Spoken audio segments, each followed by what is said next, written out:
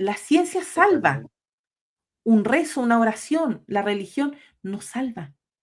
O sea, hipotéticamente, con esto de la fe que salva porque vas a tener vida eterna, eso es aparte, o sea, ese cuento es un cuento teológico, pero aquí en la tierra, una enfermedad no se cura con rezos ni oraciones, se cura con medicina. Un cordial saludo, queridos amigos que siguen nuestro espacio de cada jueves. Somos Carla Díaz, Diego Oz. Sí, ¿qué tal, Carlita? ¿Cómo estás? Saludo cordial a todos nuestros seguidores. Bueno, vamos a hablar un poco de este maravilloso libro, ¿no? Que es, como, como diríamos, un libro de cabecera para quien quiera introducirse, eh, no, no solamente al mundo del ateísmo, sino al escepticismo en general, ya que es un libro en el que el autor nos enseña a pensar, a efectuar las preguntas escépticas, ¿no? Ante todo tipo de vendedores de humo, ¿no? Que uno se encuentra por ahí, desde pastores, sacerdotes, coaching, vendedores milagreros, todo eso. Es un libro que fomenta el pensamiento crítico, por sobre todo, ¿no?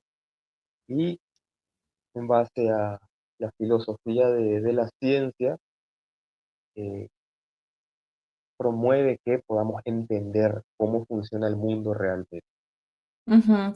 Pero para comenzar a hablar de este libro y de la importancia que tiene este libro, porque es una riqueza el poder acceder a él, leerlo, es un libro bastante extenso, tiene casi 500 páginas, tiene aproximadamente 25 capítulos, para ser exacto. Entonces, es un libro que hay que dedicar mucho tiempo a leerlo, analizarlo, no solamente toca estos tópicos de ciencia, sino también de historia, guiándote a través de anécdotas de la propia vida de Carl Sagan.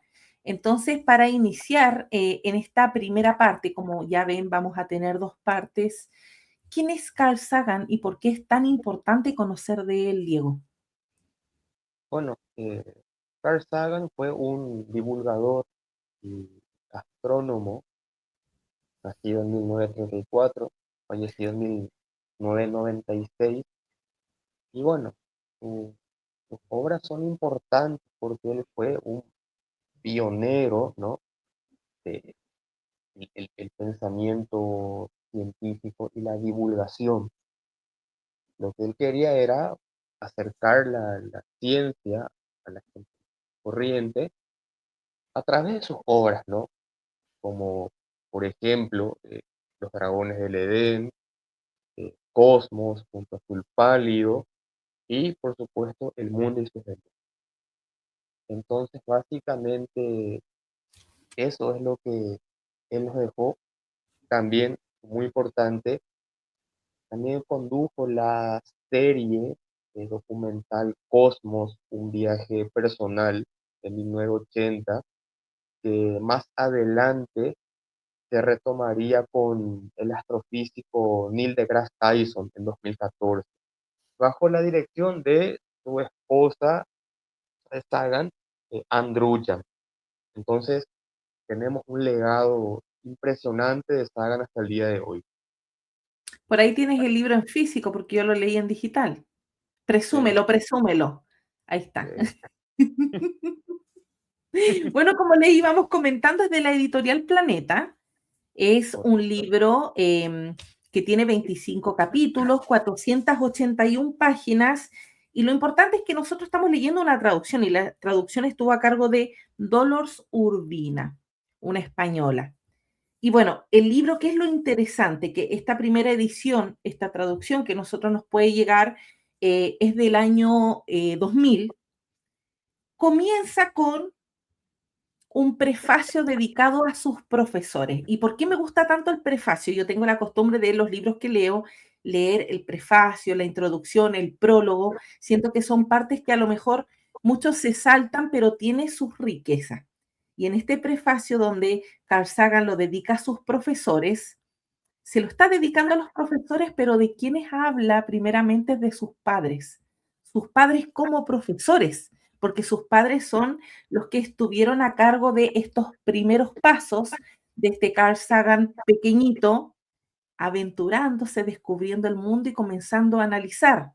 Esos padres, en vez de cortarle las alas, sesgarlo, adoctrinarlo, lo dejaron pensar, lo dejaron descubrir, lo dejaron imaginar, lo dejaron guiar esa imaginación de un niño que no tiene límite. Yo creo que fue el comienzo que permitió que posteriormente sea ese gran astrónomo que conocemos y quien nos ha dejado un legado, ¿cierto?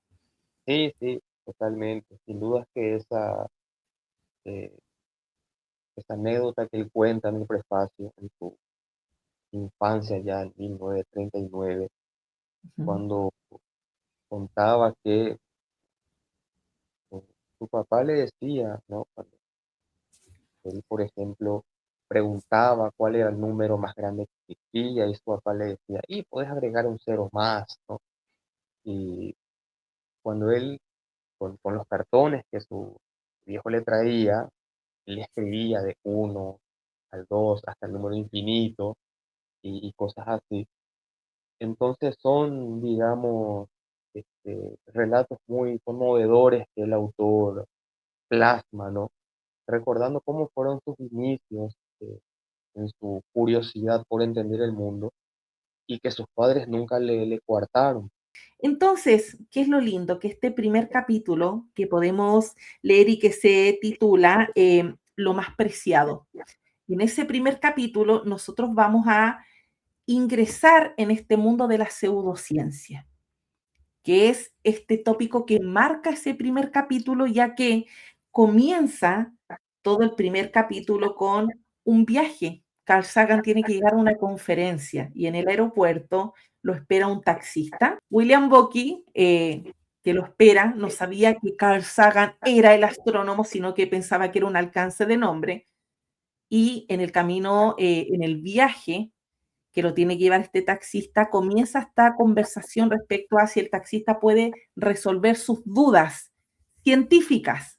El taxista en primera instancia pensaba que sus dudas y todo ese hambre de conocimiento tenía relación con la ciencia, pero luego nos damos cuenta al leer ese primer capítulo que las dudas que tiene el taxista es la típica duda que puede tener cualquier persona que cree que está razonando de manera científica, que se está acercando al mundo de la ciencia, pero está sumergido en lo que es la pseudociencia. Esto de el Atlantis y los gigantes y los extraterrestres, que muchas veces la gente piensa que el hablar de un extraterrestre que involucra el espacio, donde hay astronomía, ya estás inmerso dentro de un campo científico y por el contrario, o sea, estás metido en la pseudociencia, pero completamente. Sí, justamente eso es lo que Sagan cuenta un poco en su experiencia, ¿no? Cuando se encuentra con esta persona, ¿no? Que Sagan luego lo describe como una persona que era genuinamente curiosa e inteligente, pero que lastimosamente la, la cultura popular en la que vivía esta persona, y bueno, sigue siendo hasta el día de hoy, eh, fue lo que lo absorbió, por así decirlo, y no tuvo la oportunidad, ¿no? De que la ciencia real le llegue a esta persona, ¿no?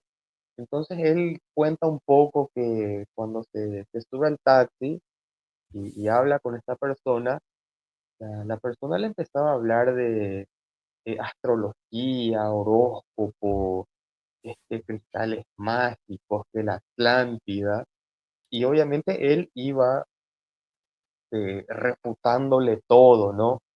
Y cuenta un poco él que eh, el señor se iba quedando más callado a medida que pasaba el viaje y tipo como que se iba desilusionando.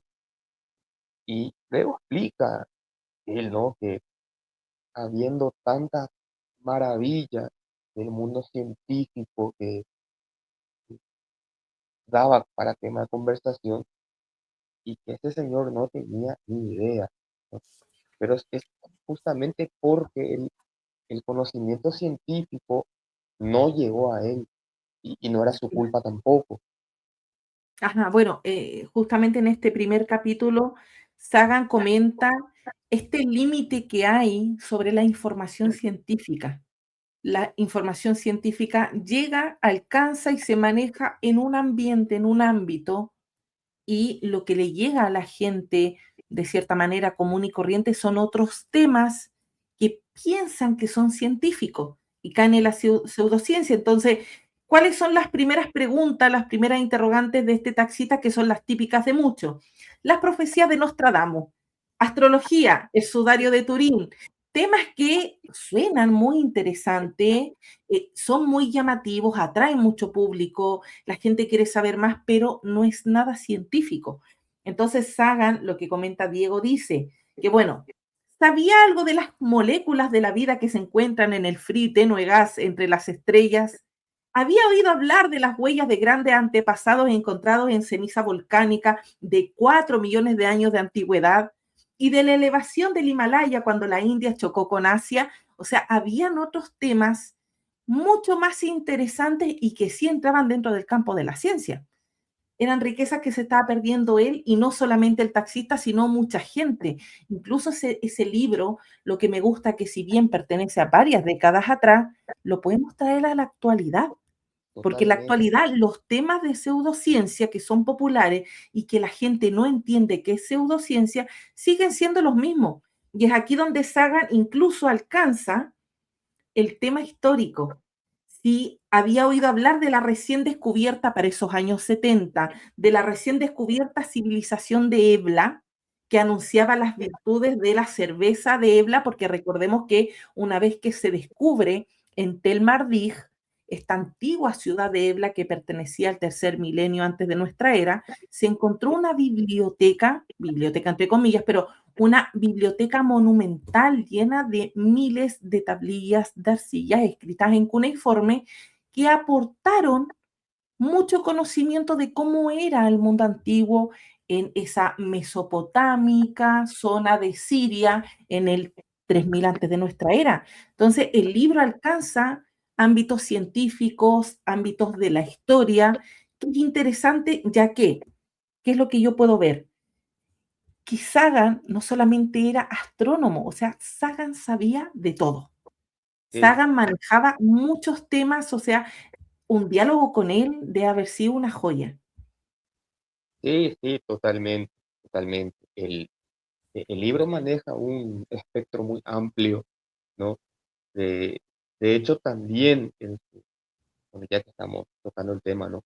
En su serie Cosmos también abarcaba temas históricos muy amplios. Inclusive, en un capítulo llegó a hablar de la Biblioteca de Alejandría, por ejemplo. Entonces, su espectro era bastante amplio. Caes en la pseudociencia no porque quieres hacerlo, sino porque están fallando los recursos culturales, está fallando el sistema educativo, los medios de comunicación, qué es lo que la sociedad está permitiendo que se filtre y que no. O sea, es un entorno completo que falla en este ámbito comunicacional o cultural para que las personas reciban información que es una información que entretiene y que a la vez les confunde. Entonces, no es que tú despiertas un día y dices, hoy tengo ganas de confundir lo que es ciencia de lo que es pseudociencia, sino que, Claro, ¿qué es lo que te están entregando cuando te educan en las escuelas, en las universidades? exactamente, sí.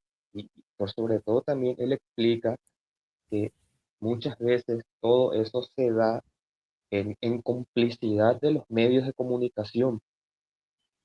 Que vos ves en la tele, en la radio, los periódicos, que se le da micrófono y pantalla a astrólogos, a mediums, a cuantos charlatanes que hay.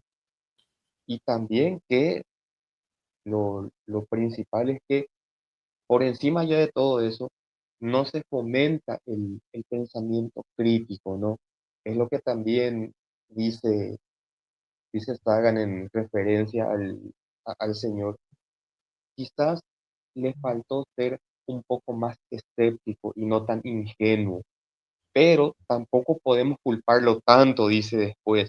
Entonces, esto es un poco una combinación de cosas, ¿no? Que hace que lastimosamente mucha gente caiga en estos engaños de toda índole, ¿no? Porque Sagan habla de desde líderes religiosos hasta este, curanderos y chamanes de todo tipo. Ajá, bueno, estamos justo en la misma parte que tú mencionas. Quizás el señor Boki, el taxista, debería aprender a ser más escéptico con lo que le ofrece la cultura popular, pero aparte de eso, es difícil echarle la culpa. Él se limitaba a aceptar lo que la mayoría de las fuentes de información disponibles y accesibles decían que era la verdad. Por su ingenuidad, se veía confundido y embaucado sistemáticamente. O sea, es la información que la gente está recibiendo, lo que por eso yo les decía que este libro lo podemos traer a nuestro periodo, en nuestra sociedad y encaja perfectamente. Y es lo que a diario recibe la gente: reality show, noticias de alienígenas ancestrales, que las pirámides fueron construidas por extraterrestres. ¿Qué le está dando la cultura a la gente a través de los medios de comunicación? Es lo que la gente va a aprender y va a aceptar como algo científico. Entonces, lo que pasaba en esos años que Carl Sagan escribe este libro, está pasando en la actualidad. Es tal cual, la gente sigue absorbiendo falsa información de manera ingenua, porque es lo que, si en un programa cultural, en la televisión, te están entregando información que es cerrada y la están maquillando como información científica, de cierta manera, esta gente está confiando en los medios de comunicación como medios educativos. Por eso él menciona la complicidad que tienen los medios. Y muchas veces, ya hablando un poco, ¿no? de esta confusión que se da, el- lo que pasa es que la gente se confunde por la similitud de términos y por la forma que ponen este, los medios, los actores o lo que fuese.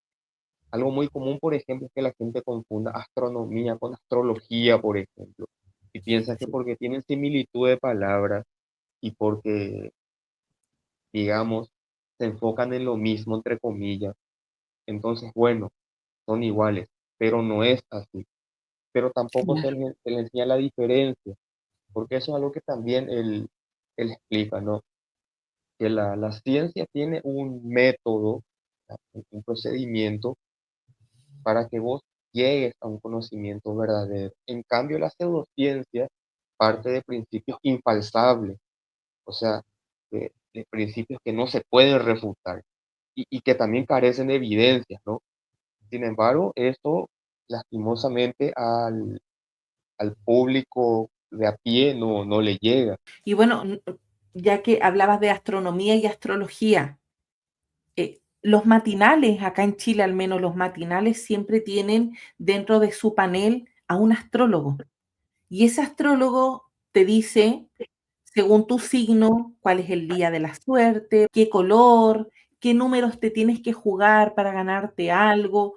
Si eso lo están pasando en la televisión, las personas que están mirando ese programa ven a ese astrólogo como una autoridad, porque ya por el hecho de ser invitados a un programa de la televisión y le están dando esta pantalla y a través de ese medio está entregando esa información astrológica, la persona que lo ve va a decir, esto es verdad, porque lo contrario la tele no lo pasaría, no le darían pantalla a alguien que nos está mintiendo. Sí, totalmente. Mira, acá también es así. También, mira, Sí, sí. Y mira, ahora que estamos en mes de la Copa del Mundo, también algo muy común es que se van los astrólogos a predecir quién va a ganar el mundial y casi siempre nunca acierta ni uno solo.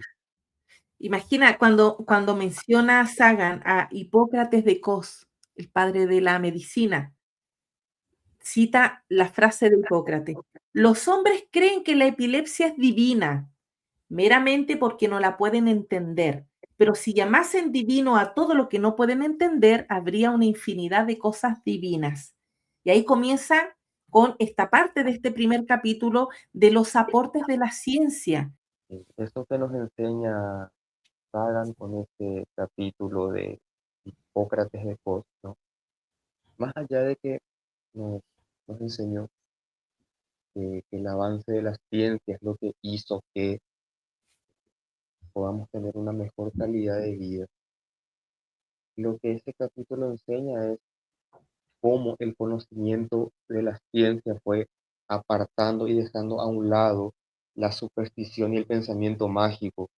Como decía el propio Hipócrates, si vamos a llamarle divino a todo lo que no entendemos, el mundo va a estar lleno de cosas divinas, ¿no? Exacto. Y es un poco esa analogía de que eh, con, con un poco de pensamiento crítico y la aplicación del conocimiento científico, todo lo que la cultura popular nos vende como sobrenatural, mágico, arcano, etéreo, eh, terminan siendo o charlatanerías o teniendo una explicación más simple. Incluso cuando nos enfrentamos al estudio de esta amplia Edad Media, que sabemos que abarca aproximadamente 1000 años, es un periodo súper religioso, muy cristiano. Y es un periodo que al ser tan cristiano, el cristianismo está por sobre la razón. Vamos a tener un periodo donde las víctimas de cólera, como dice Carl Sagan, la gente a qué va a acceder, a rezar por las víctimas. Está el rezo, mientras que con la ciencia se le puede dar a esa misma persona que tiene cólera 500 miligramos de tetraciclina. O sea, imagínate la diferencia. ¿Cómo Totalmente. salvamos a alguien de cólera? ¿Lo salvamos orando? ¿Rezamos por él unos cuantos padres nuestros? ¿O aplicamos miligramos de un antídoto? La ciencia salva. Totalmente. Un rezo, una oración, la religión no salva.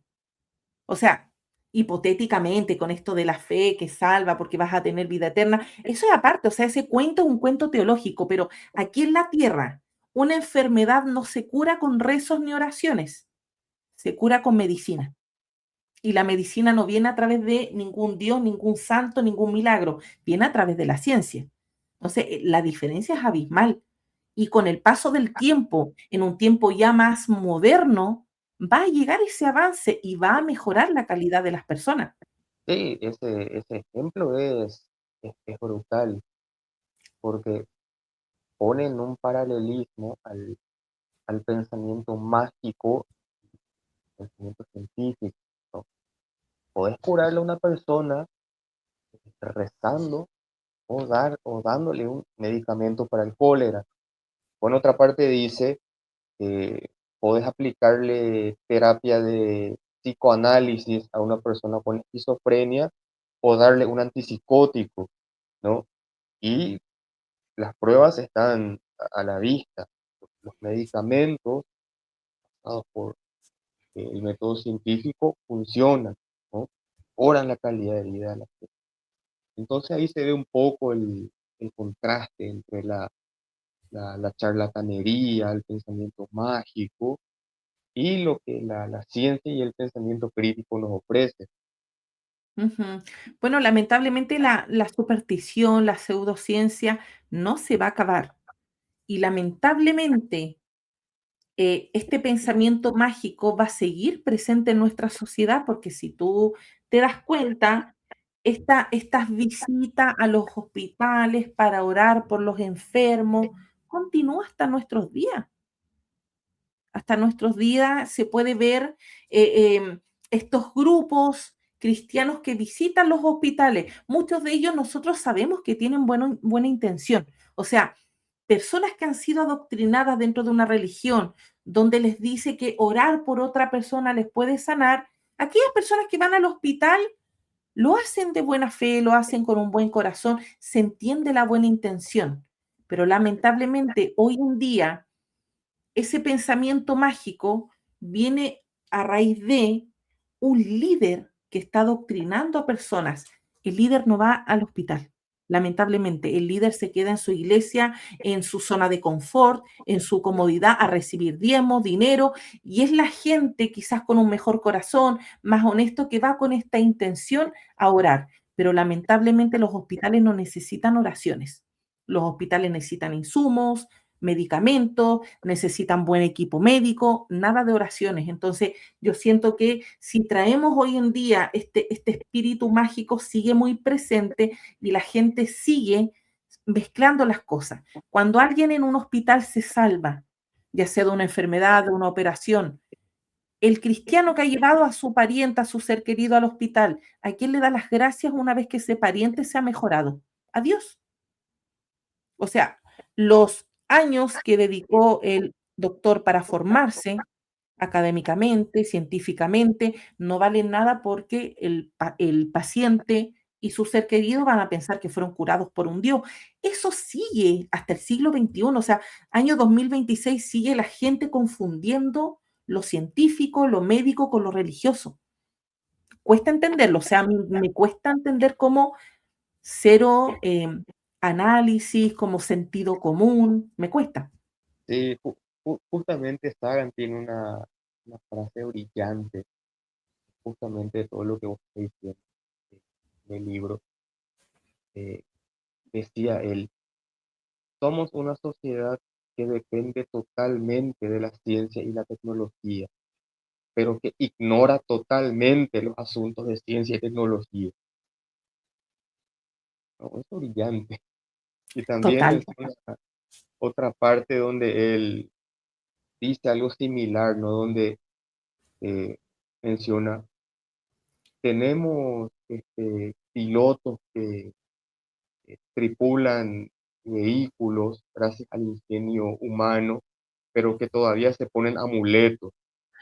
O tenemos personas que viven con la comodidad de la luz eléctrica, pero todavía rezan, ¿no? O cosas por el estilo. Entonces, ese contraste de tenemos todos los beneficios del mundo científico, de los avances de la ciencia, y la gente todavía confía en la superstición, justamente lo que estabas comentando. Sagan explica que muchas veces el pensamiento mágico perdura porque hay una necesidad de la gente, sobre todo en momentos de desesperación, en momentos de vulnerabilidad, y donde, bueno, estos tipos son tiburones del dolor de la gente. Mira, la pseudociencia colma necesidades emocionales poderosas que la ciencia suele dejar insatisfechas. Proporciona fantasías sobre poderes personales que nos faltan y anhelamos, como los que se le atribuyen a los superhéroes de los cómics hoy en día y anteriormente a los dioses. En algunas de sus manifestaciones ofrece una satisfacción de hambre espiritual, la curación de las enfermedades, la promesa de que la muerte no es el fin. Finalmente, este pensamiento mágico o la superstición o la pseudociencia viene a llenar vacíos, vacíos, o sea, el tema de la muerte. Mucha gente le tiene pánico a pensar en que todo acá se acaba y que más allá no hay nada. Entonces, este pensamiento mágico va a llenar ese vacío. Hey, no, si no todo termina acá, allá hay otro mundo, un mundo donde no hay guerras, hay paz, no hay dolor, no hay sufrimiento, estamos con los ángeles día y noche. Entonces, llena ese vacío para ese grupo de gente que no soporta pensar que te mueres y acaba todo. O si no, ese famoso, ¿no? No sé si ya habrás escuchado también ese que te dicen, es que, es que la ciencia tiene un límite, hay algo más allá de la ciencia, ¿no? Tipo como que la ciencia médica alcanza un tope y ellos aparecen, los superhéroes para solucionar todo. Ese es un clásico también, pero es cierto, ante las necesidades, eh, vulnerabilidad de las personas, aparecen estos tipos, ¿no? A, a vender estas ilusiones falsas, como se dice, ¿no? aprovechándose de ese momento de quiebre de la gente.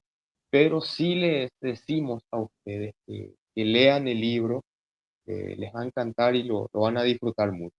A mí me encanta cuando desde una postura tan académica, tan científica, logras incluso cambiar el lenguaje para llegar a todo público.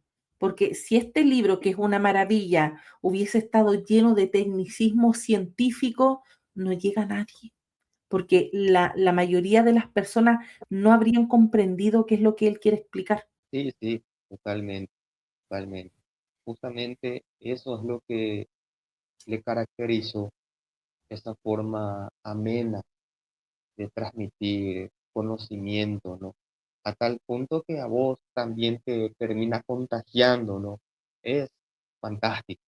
La microbiología y la meteorología explican ahora lo que hace solo unos siglos se consideraba causa suficiente para quemar a una mujer en la hoguera.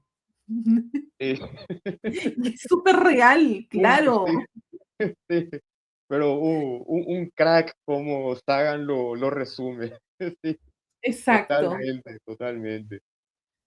Bueno, amigo, nos estamos viendo. Gracias, Dieguito, nuevamente por este programa. Y bueno, por esa introducción a la vida de Carl Sagan, porque como ya yo les contaba, también Dieguito sabía, este libro lo estoy leyendo recién ahora para este programa, pero yo de Carl Sagan no sé mucho, entonces Diego nos puso en contexto la vida de este autor. Muchas gracias. Saludos a todos. Saludos.